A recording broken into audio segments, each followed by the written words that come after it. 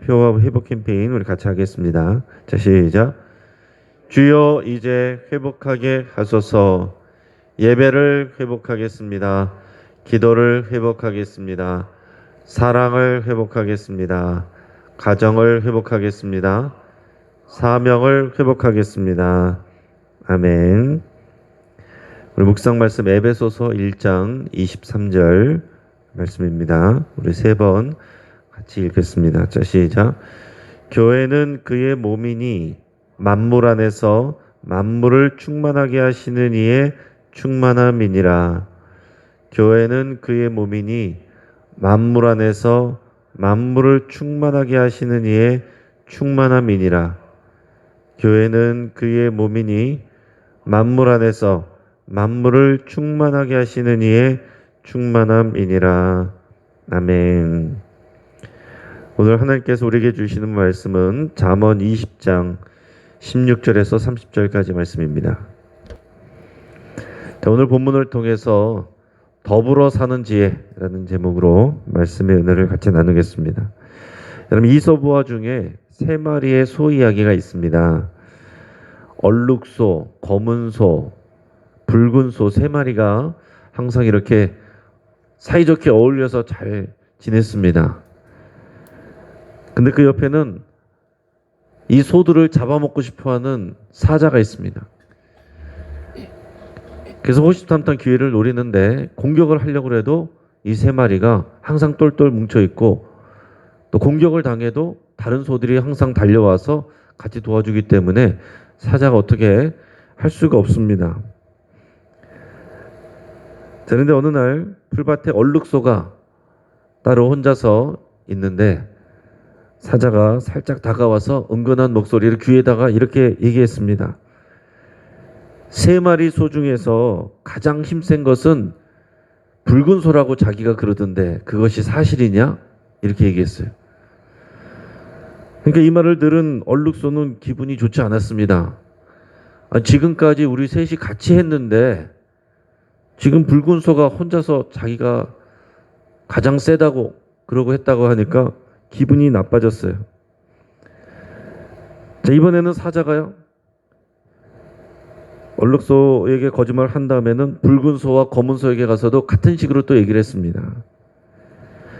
야, 세 마리 가운데 얼룩소가 제일 힘이 세고 다른 짐승에게 지지 않는 것도 자기 때문이라고 그러던데 그게 참말이냐? 그러니까 이 소들도 화가 났습니다.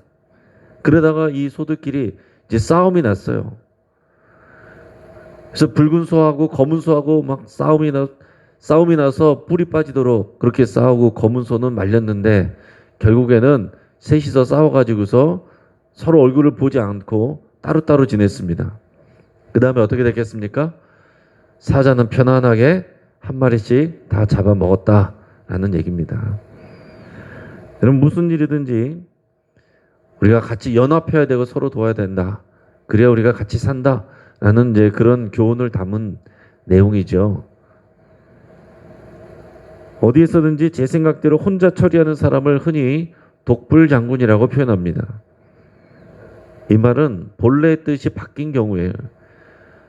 문자 그대로 이것을 해석하면 혼자 힘으로는 장군이 될 수 없다. 그런 뜻입니다. 근데 이제 내용이 바뀌어서 반대로 자기 마음대로 혼자서 일처리를 하는 사람, 다른 사람의 말은 듣지 않는 사람, 이런 사람을 독불장군이라고 부르게 됐습니다.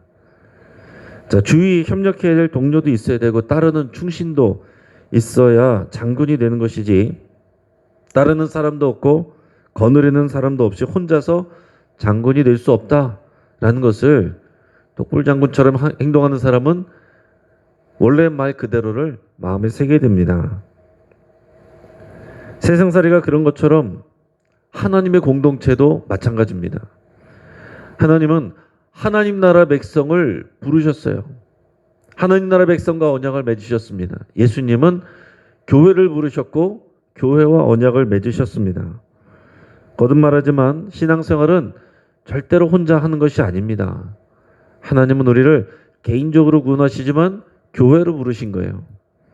그래서 교회 공동체에서는 절대로 독불장군이 있어서는 안 됩니다.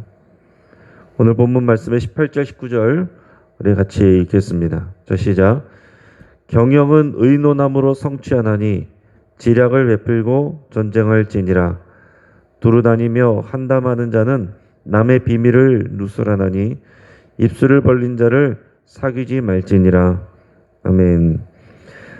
자, 왕이나 리더는 자신의 공동체나 이 조직을 경영함에 있어서 항상 함께 의논할 참모들이 있어야 된다라는 것을 말하고 있습니다. 아무리 뛰어나고 능력이 있는 왕이라고 할지라도 혼자서는 나라를 다 경영할 수가 없는 법입니다. 다윗 왕을 한번 생각해 보십시오. 다윗은 뛰어난 사람이고 또 신앙이 아주 신실한 사람이고 하나님 앞에 충성된 그런 종입니다. 그럼에도 불구하고 이 밧세바와 불륜의 관계를 갖게 됐고 그것을 감추려고 그의 남편이자 충신이었던 우리아를 전쟁터에서 죽게 만들었습니다. 그가 그런 결정을 할 때 나단 선지자와 같이 이런 충원을 해줄 수 있는 그런 참모들과 함께 의논을 했다면 다윗이 그런 범죄를 저지르진 않았을 것입니다. 중국의 역사도 보면 뛰어난 왕들 옆에는 항상 지혜롭게 얘기해 줄 수 있는 책사들이 있었습니다. 유비에게는 제갈량이 있었고 조조에게는 사마이가 있었습니다. 유비나 조조나 혼자 생각과 혼자 뜻으로 자기 자신의 일들을 경영하지 않았다라는 얘기입니다. 사도행전 15장에 보면 예루살렘 공의회가 나옵니다. 이거는 이 땅에 교회가 생기고 나서 처음으로 모인 그런 회의예요. 공적인 회의입니다. 이때 무슨 일이 있었냐면 이제 사도 바울과 바나바가 이제 이방인들에게 전도를 했단 말이죠. 그래서 많은 사람들이 이제 구원을 받고 그리스도인이 됐어요. 그래서 이것이 보고가 됐는데 유대인들 그리스도인들 중에서는 이것을 못마땅하게 여기는 사람들이 있었습니다. 뭘 못마땅하게 얘기했냐면은 이 유대인 그리스도인들은 예수님을 믿어도 할례는 받아야 된다. 당연히 이렇게 생각을 했습니다. 정결법도 지켜야 되고 율법을 지켜야 된다라고 생각을 했는데 이 사도 바울과 바나바는 이 이방인들에게 전도를 하면서 헬라인들은 할례를 받지 않아도 예수님을 믿는 믿음만으로 구원을 받는다. 이렇게 가르쳤습니다. 유대인 그리스도인들이 이것을 문제 삼았어요. 그래서 이것이 분쟁처럼 되니까 이제 예루살렘 교회 수장인 야고보가 이 사도들과 장로들을 모아서 공적으로 이 문제를 다뤘습니다. 예루살렘 교회의 수장이 그 당시에 야고보였는데 예수님의 동생인 야고보였는데 야고보 혼자서 이 문제를 처리한 게 아닙니다. 이 사도들과 장로들 함께 모여가지고서 이 문제를 같이 의논을 했어요. 의논을 해서 결정한 것이 뭐냐면은 그것을 인정하기로 했습니다. 그 이방인들은 할례를 받지 않아도 믿음으로만으로 구원받는 것을 인정한다. 그러니까 더 이상 그 사람들에 대해서 시비 걸지 말고 괴롭게 하지 말라. 그 대신 우상의 더러운 것과 음행과 목매어 죽인 것과 피를 멀리하게는 하라. 이런 권고를 붙여서 그것을 허락하는 것으로 결정을 했습니다. 자, 이런 초대교회의 방식을 따라서 장로교회는 당회 정치를 합니다. 성도들의 대표인 장로들이 담임 목회자와 함께 의논해서 교회를 이끌어갑니다. 그러니까 목회자는 하나님의 뜻을 구하고 또 교회를 경영하고 이끌어가게 되지만은 그러나 혼자서 하는 것이 아니라 또 성도들의 대표인 장로님들과 함께 의논하고 경영을 하게 되는 것입니다. 그 장로님들도 마찬가지로 하나님의 의견을 묻는 것과 동시에 개인 의견을 얘기하는 것이 아니라 성도들의 대표로서 성도들의 의견을 반영을 해서 함께 의논하게 되는 것이죠. 그렇기 때문에 당회원들이 지혜로워야 됩니다. 왕이 전쟁을 하려면 오늘 성경에서 보면 지략이 필요하다 그랬어요. 지략을 베풀고 전쟁할지니라. 함께 모여서 의논하고 계획을 세우고 준비를 해서 전쟁을 해야지 아무 생각 없이 그렇게 전쟁을 할 수 있는 것은 아니다라는 것입니다. 그렇기 때문에 이 당회에서 함께 당회원들이 지혜를 모으고 함께 기도하면서 하나님의 뜻을 구하고 성도들의 뜻을 담아서 교회를 슬기롭고 아름답게 경영해야 된다라는 얘기죠. 그래서 반대로 당회가 하나가 되지 못하고 또 갈라져 있다면 교회 공동체도 자연스럽게 갈라지게 되는 것입니다. 영적인 전쟁에서 실패할 수밖에 없다라는 거예요. 이소부에서 이 세 마리의 소가 하나 되지 못했을 때 사자에게 잡혀 먹혔던 것처럼 교회는 그런 영적인 전쟁 가운데 있는 것입니다. 우는 사자와 같이 사단은 교회를 삼키려 하고 성도를 삼키려 할 때 결국에는 지도자들을 치면 되는 것입니다. 지도자들을 분열하게 만들고 지도자를 분열해 있으면은 교회에 많은 사람들이 모여 있어도 그 교회는 하나님의 능력을 발휘할 수가 없는 거거든요. 오늘 19절 말씀에서 보면 다 함께 마음을 모아서 의논하고 나라와 기관과 공동체를 경영해야 되는데 이런 참모가 돼야 될, 함께 마음을 모으고 지혜를 모아야 될 사람들 가운데 멀리해야 될 사람들이 있는 것을 말하고 있습니다. 어떤 사람을 멀리해야 되느냐? 두루 다니며 환담하는 자가 있다면 그런 사람은 멀리하라 그랬습니다. 두루 다니며 환담하는 사람은 어떤 사람이냐? 남의 말을, 남의 비밀을 쉽게 누설하는 사람이라고 그랬어요. 이런 사람들이 이 리더십 안에 있으면 경영 자체가 어려워진다는 거죠. 개인적인 인간관계에서도 마찬가지입니다. 개인적인 인간관계에서도 남의 비밀을 쉽게 말하고 다른 사람들에게 누설하는 사람, 입을 크게 벌리는 사람, 입을 쉽게 벌리는 사람, 이런 사람과는 가까이 하지 말라 그랬습니다. 그게 지혜라고 그랬어요. 근데 마찬가지로 지도자들이 남의 말을 쉽게 하고 그리고 교회에서 공적인 이야기를 또 비밀을 지켜야 될 것들을 쉽게 누설한다면 경영하는 데 있어서 운영하는 데 있어서 어려움이 생긴다라는 얘기입니다. 자, 이것을 우리에게 뒤집어서 적용을 한다면 건강한 교회 공동체가 아름답고 건강하게 믿음 가운데서 세워지고 운영되기 위해서는 지혜로운 지도자와 참모들이 잘 세워져야 된다. 리더십들이, 지도자들이 이런 지혜로운 하나님의 지혜로 무장되어 있어야 된다라는 얘기입니다. 자신의 이익이 아니라 하나님의 뜻을 살피고 또 교회 공동체의 유익을 살펴서 우리가 그것을 의논하고 경영을 해야 된다는 거죠. 누구에 대한 미워하는 마음 때문에 교회에게 이익이 됨에도 불구하고 나는 저 사람이 한다면 나는 무조건 반대한다. 이런 리더십이 있으면 교회는 어려워지는 것입니다. 하나님의 뜻인가? 나에게는 비록 불리하게 되고 손해를 보는 일일지라도 하나님의 뜻이 그렇고 그리고 이것이 교회에 유익이 된다면 거기에 맞춰가는 것, 그것이 건강하고 지혜로운 리더가 되는 거죠. 그리고 입이 무거워야 된다는 것입니다. 지도자는, 리더십은 입이 무거워야 돼요. 입이 무거운 사람이 신뢰할 만한 사람입니다. 또 이어서 악을 악으로 갚지 말라 그랬습니다. 오늘 성경 말씀에서 지혜로운 사람은 사람들의 말만 듣는 것이 아니라 또 하나님의 뜻을 구합니다. 하나님이 살아계시며 또 우리 삶을 운행하시는 주인이시라는 것을 고백하는 것, 이것이 여호와를 경외하는 것이고 지혜의 근본이라고 그랬어요. 그러니까 물론 우리가 함께 경영하면서 사람의 말을 잘 들어야 되지만 살아계신 하나님의 음성에 가장 먼저 귀를 기울여야 되고 초점을 다 같이 맞춰야 된다라는 얘기입니다. 오늘 본문 22절 말씀을 같이 읽어보겠습니다. 자, 시작. 너는 악을 갚겠다 말하지 말고 여호와를 기다리라. 그가 너를 구원하시리라. 아멘. 자, 너는 악을 갚겠다 말하지 말고 내가 반드시 복수할 거야.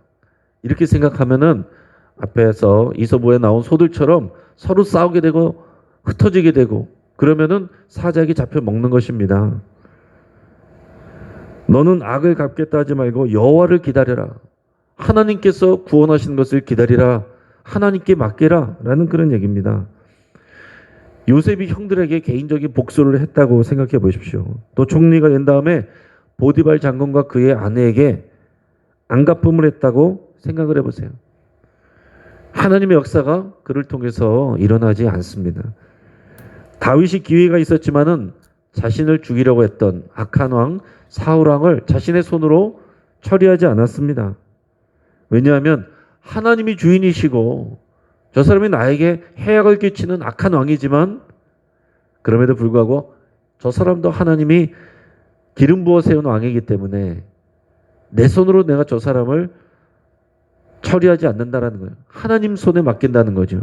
그게 다윗이 하나님 앞에 그렇게 인정받고 칭찬받고 보호받는 그런 이유 중에 하나였어요.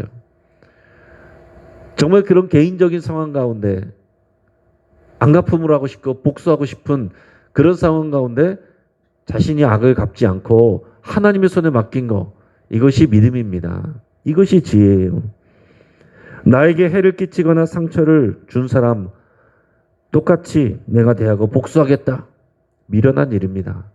그리고 실제로는 그거보다는 더하죠. 내가 한 대 맞으면 나도 똑같이 한 대 때리겠다가 아니고 한 대 맞으면 죽여버린다 이렇게 하는 것이 사람의 마음이거든요. 그래서 구약 성경에 나오는 이 동해보복법, 눈에는 눈, 이에는 이로 갚으라 라는 것도 복수를 하라. 이게 중심의 내용이 아니에요. 이 말씀을 인용하는 사람들이 성경에도 눈에는 눈, 이에는 이라고 했다 그러면서 막 복수하려고 그러는데 이 내용은 복수하라는 게 내용이 아닙니다. 사람의 마음은 한 대 맞으면은 10대를 때리려고 하는 것이 사람의 마음이기 때문에 내가 받은 것만큼 그 이상의 것을 하지 말아라. 위해를 가하지 말아라. 라는 것을 말하는 것이 중심입니다. 그래야 공동체가 보존이 되는 거거든요. 이 공동체를 보호하기 위한 법이에요. 서로를 보호하기 위한 법입니다. 서로가 서로를 이렇게 복수를 한다고 다 그렇게 달려들면은 공동체가 남아날 수가 없는 거죠. 자, 그런데 예수님은 여기에서 더 나가셔서 이제는 이런 보복법이 아니라 사랑으로 대하라는 것을 말씀하고 계십니다. 마태복음 5장 38절에서 42절까지 말씀을 제가 읽어드리겠습니다. 또 눈은 눈으로 이는 이로 갚으라 했다는 것을 너희가 들었으나 나는 너희에게 이르노니 악한 자를 대적하지 말라. 누구든지 내 오른뺨을 치거든 왼편도 돌려대며 또 너를 고발하여 속옷을 가지고자 하는 자에게 겉옷까지도 가지게 하며 또 누구든지 너로 억지로 오리를 가게 하거든 그 사람과 심리를 동행하고 내게 구하는 자에게 주며 내게 꾸고자 하는 자에게 거절하지 말라. 아멘. 네, 많은 성도님들이 은혜는 받지만 싫어하는 구절이죠. 네.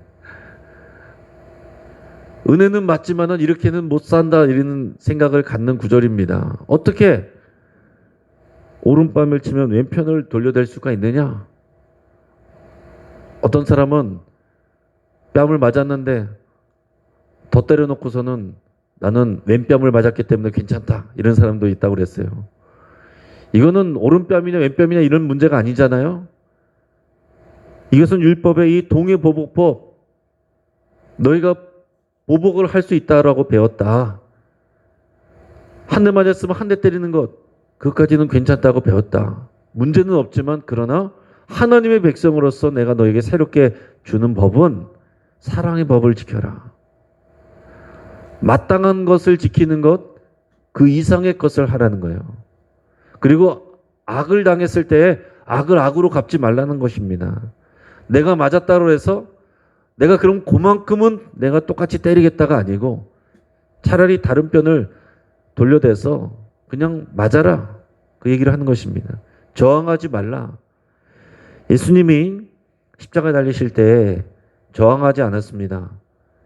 매를 때리면 매를 맞고 그리고 누명을 써도 억울해도 고소를 당해도 그것에 대해서 억울해하거나 분노하지 않았어요. 그냥 그것을 그냥 받아들이셨습니다. 그렇기 때문에 예수님이 십자가를 질 수 있었고 그래서 오늘 저와 여러분들이라는 그런 교회의 열매가 맺혀진 것입니다. 여러분 우리는 동해보복법 이 율법 시대에 살고 있는 사람들이 아니에요. 이 사랑의 법, 성령의 법, 생명의 법 그 안에서 우리가 은혜를 받은 사람들이고 그 법을 지키는 사람들입니다. 내가 심판자가 아니라 오직 하나님이 심판자라는 믿음의 고백이 있어야 이것이 가능한 것입니다. 내 눈에 흙이 들어가기 전까지는 저 사람을 용서하지 못한다. 이런 게 교만입니다. 내가 심판자가 되는 거예요. 하나님께서 우리를 용서하실 때 조건을 보고서 우리의 행위를 보고서 그렇게 용서하신 것이 아닙니다. 모든 죄인을 위해서 예수님이 십자가를 지신 거예요. 우리가 용서 못할 사람은 없다는 거예요. 나는 이 사람까지는 용서하겠는데 저 사람부터는 용서 못하겠다. 이게 내가 심판자가 되는 것입니다. 우리는 하나님이 심판자라는, 하나님이 주인이라는 믿음의 고백이 있어야 되고, 나에게 악을 가하는 저 사람도 하나님은 그 사람도 사랑하신다는 것을 믿음으로 고백해야 됩니다. 또한 나도 죽을 죄인인데 아무런 공로 없이 나는 구원을 받았기 때문에 또 저 사람에게 어떤 조건을 걸 그런 자격이 없는 사람이라는 것을 고백해야 되는 거예요. 그리고 우리는 우리 이름으로 사는 것이 아니라 우리는 이제 우리를 위해서 죽으신 예수 그리스도를 믿는 믿음으로 산다는 것을 고백하는 사람들입니다. 로마서 12장 17절에서 21절까지 말씀을 잘 읽어드리겠습니다. 아무에게도 악을 악으로 갚지 말고 모든 사람 앞에서 선한 일을 도모하라. 할 수 있거든 너희로서는 모든 사람과 더불어 화목하라. 내 사랑하는 자들아, 너희가 친히 원수를 갚지 말고 하나님의 진노하심에 맡기라 기록되었으되 원수 갚는 것이 내게 있으니 내가 갚으리라고 주께서 말씀하시니라. 네 원수가 줄이거든 먹이고 목마르거든 마시게 하라. 그리함으로 네가 숯불을 그 머리에 쌓아 놓으리라. 악에게 지지 말고 선으로 악을 이기라. 이것이 복음의 실천입니다. 로마서 12장부터가 복음의 행위, 실제적인 실천 사항들이에요. 악을 악으로 갚지 말고 선으로 갚으라. 악을 악으로 갚는 것은 누구나 하는 일입니다. 누구나 자기 감정과 자기 본능에 따라서 그렇게 하는 일이에요. 그리스도인들이 그렇게 한다면 누가 그 그리스도인들을 통해서 살아계신 하나님을 볼 수 있느냐는 거죠. 교회 안에서 그렇게 하면 누가 그 교회에서 살아계신 하나님의 그런 사랑과 그 용서를 기대하고 가겠냐라는 거죠. 왜 이렇게까지 해야 됩니까? 이것이 하나님의 마음이고 하나님의 뜻이기 때문에 그렇습니다. 하나님은 우리를 독불장군으로 부르지 않으셨어요. 함께 연결되고 결합하여 교회로 세워지고 자라가게 하셨습니다. 우리는 그리스도 예수와 함께 십자가에서 죽었고 또 다시 살아서 우리를 위해서 죽으신 예수 그리스도를 위해서 살아가는 사람들입니다. 이제는 우리 이름으로 사는 사람들이 아니라 예수님의 이름으로 살아가는 사람들이에요.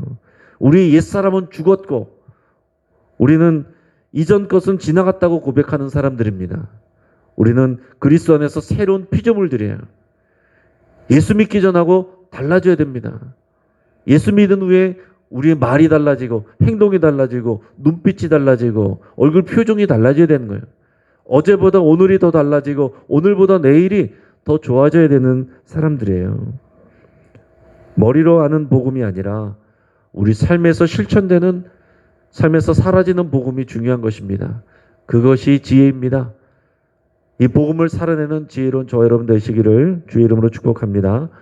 같이 한번 기도하겠습니다. 우리 말씀을 붙잡고 함께 기도하겠습니다. 내가 독불장군처럼 살지 않기로 그렇게 결단하고 기도하겠습니다. 내가 그렇게 행동했던 것이 있다면 회개할 수 있길 바랍니다. 또 함께 하나님의 나라와 교회 공동체를 지혜롭게 세우는 내가 동역자와 참모가 되기로 그렇게 결단하고 함께 기도하겠습니다. 미운 사람에게 보복하지 않고 하나님의 손에 맡기기로 결단하고 나는 오직 예수 그리스도의 이름으로 용서를 선포하기로 여러분 결단하시고 그렇게 기도할 수 있길 바랍니다. 내 마음속에 미운 사람이 있다면 오히려 그를 축복하라고 그랬습니다. 그것이 그의 머리에 숯불을 얹어놓는 것이라고 그랬습니다. 그리스도인의 복수는 그런 것입니다. 오히려 우리를 힘들게 하고 아프게 하는 사람들을 위해서 축복하며 기도하는 것입니다. 우리 가정을 위해서 또 기도하겠습니다. 세상의 방식이 아닌 하나님의 방식과 뜻을 배우는 우리 사랑하는 가족들 될 수 있기를 위해서 함께 기도하겠습니다. 오늘 장례를 위해서 기도하겠습니다. 우리 3교구 2구역의 고 김양업 성도님, 네, 어제 저녁에 네, 하나님의 부르심을 받았습니다. 우리 작년 초에 뇌졸중으로 쓰러지셨는데 우리 선천적으로 또 시각 장애인이셨습니다. 그러나 늘 밝은 모습으로 교회 오셔서 또 힘있게 또 용감하게 늘 아멘 할렐루야 외치셨던 그런 귀한 성도님이신데 하나님의 부르심을 받았습니다. 오늘 입관 예배 출발 12시 반에 하게 됩니다. 여러분 많이 또 가주시고 위로해 주시고 또 딸들이 있는데 아직 믿음이 없습니다. 이 가정에 이번 장례를 통해서 믿음이 들어갈 수 있도록 위해서 함께 기도해 주시길 바랍니다. 또 하나님께서 우리에게 은혜를 주시고 또 오늘 믿음으로 살아가는 자들에게 지혜를 주시고 성령으로 인도하시기를 우리 간절히 구하면서 우리 합심해서 우리 함께 주여 한번 부르짖고 기도하겠습니다.